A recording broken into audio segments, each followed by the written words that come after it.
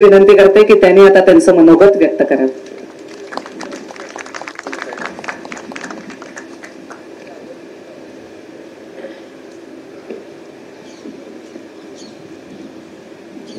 हिंदवी स्वराज्याचे सरसंस्थापक छत्रपती शिवरायांना मानाचा मुजरा करतो। भारतीय राज्यघटनेचे शिल्पकार भारतरत्न डॉक्टर बाबासाहेब आंबेडकर यांना मानवंदना अर्पित करतो।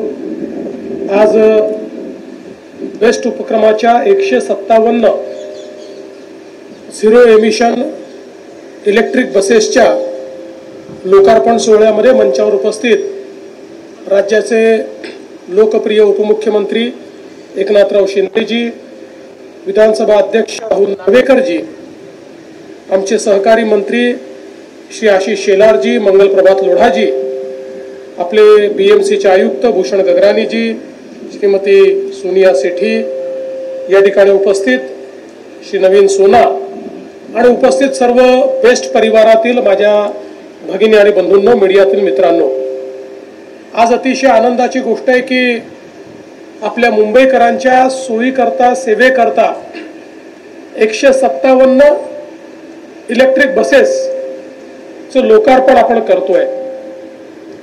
मागच्या काळामध्ये जेव्हा माननीय शिंदे साहेब हे राज्याचे मुख्यमंत्री होते त्यावेळी आपण हा निर्णय घेतला की आपल्या मुंबईकरांना अधिक सोयीच्या गाड्या दिल्या पाहिजेत आणि त्यासोबत मुंबईचं प्रदूषण देखील कमी केलं पाहिजे।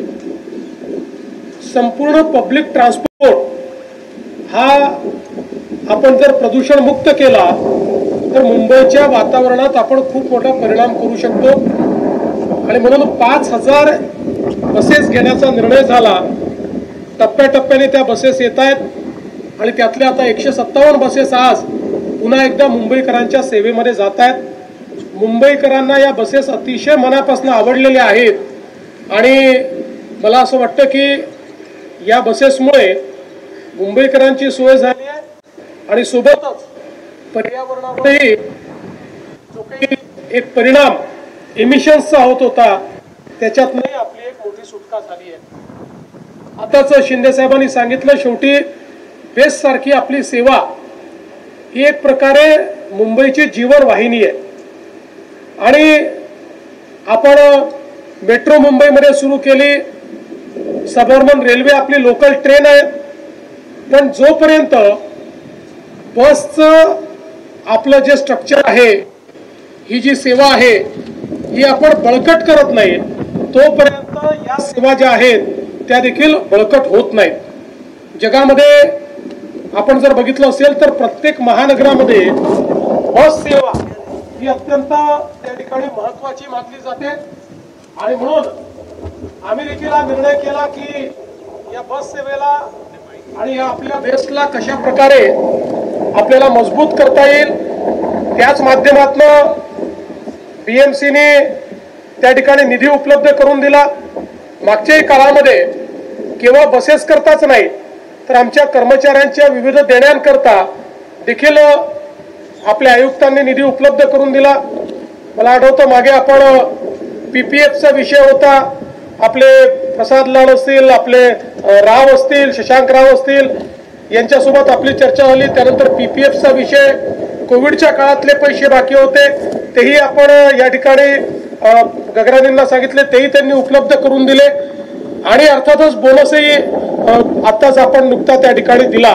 त्यामुळे कर्मचाऱ्यांचे जे काही देणे आहेत तेही, कारण शेवटी कर्मचारी जर सॅटिस्फाईड राहिले तर सेवा अधिक चांगली चालेल हे देखील मानणाऱ्यांपैकी आम्ही आहोत। त्यामुळे एकीकडे या गोष्टी तर आपण करूच, पण त्याचसोबत आपल्याला अधिक प्रोडक्टिव्ह अशा प्रकारचं काम कसं करता येईल, अधिक इफेक्टिव्ह आपली सेवा कशी करता येईल हा देखील एक विचार सगळ्यांना मिळून करावा लागेल। जास्ती प्रोफेशनलिझम कसं आणता येईल हा प्रयत्न आपल्याला करावा लागेल। आता सिंगल तिकिटिंगवर आपण गेलेलो आहोत, त्यामुळे त्या माध्यमातून निश्चितपणे पुढच्या काळामध्ये आपल्याला आपल्या विकासाकरता निधी उपलब्ध होईल आणि त्यासोबत एक अजून मी सोनिया सेठींना विनंती करणार आहे की नॉन फेअर बॉक्स रेव्हेन्यूच्या संदर्भात खूप मोठ्या प्रमाणात चर्चा होते, पण त्या चर्चेचं कधी ऍक्शन मध्ये रूपांतर होत नाही। जोपर्यंत 40% रेव्हेन्यू हा नॉन फेअर बॉक्स होत नाही तोपर्यंत कुठलंही पब्लिक ट्रान्सपोर्ट किंवा कुठलीही सिटी बस ही त्या ठिकाणी फायद्यात येऊ शकत नाही. आणि म्हणून नॉन फेअर बॉक्स रेव्हेन्यू मध्ये मुंबई सारख्या शहरामध्ये खूप मोठी आपल्याला त्या ठिकाणी संधी आहे. त्या संधीचा योग्य उपयोग करून आपण त्याच्यावर वर्किंग करावं आणि जास्तीत जास्त जर नॉन फेअर बॉक्स रेव्हेन्यू आपण वाढवला तर बेस्टला आपल्या पायावर उभं करण्याकरता अधिक मजबूत करण्याकरता आपल्याला त्याचा मोठा फायदा होईल. त्या संदर्भात आपल्याला जी काही मदत राज्य सरकारची बीएमसीची हवी असेल ते आम्ही निश्चितपणे या ठिकाणी देऊ हा विश्वास मी आपल्याला देतो. पुन्हा एकदा आपल्या सगळ्या मुंबईकरांकरता या ज्या बसेस आहेत त्या बसेस आजपासनं मुंबईकरांच्या सेवेत येत आहेत. म्हणून या बसेसचे आमचे ड्रायव्हर्स असतील, कंडक्टर्स असतील, आमचा मेंटेनन्स स्टाफ असेल, बेसचा सगळा स्टाफ असेल, या सगळ्यांना मनापासून शुभेच्छा देतो आणि माझं बोलणं संपवतो. धन्यवाद.